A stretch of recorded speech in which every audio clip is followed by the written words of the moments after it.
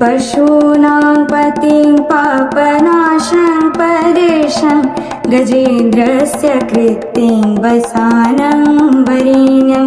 जटाजूटमध्ये स्फुरद्गाङ्गवारिं महादेवमेकं स्मरामि स्मरारिं महेशं सुरेशं सुरारातिनाशं विभुं विश्वनाथं विभूत्याङ्गभूषं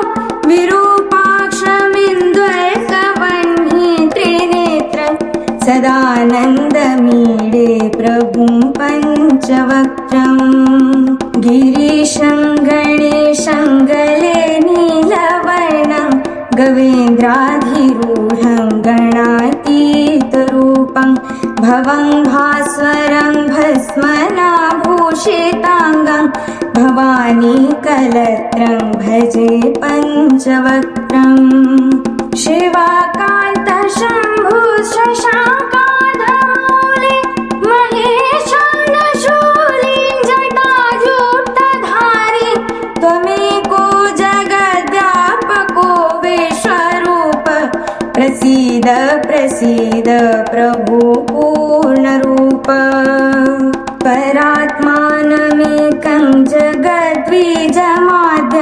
निरीहं निराकारमोङ्कारवेद्यं यतो जायते पाल्यते येन विश्वं तमीशं भजे लीयते यत्र विश्वं न भूमिर्न चापो न वह्निर्न वायुर्न चाकाशस्ति न तन्द्रात् न निद्रा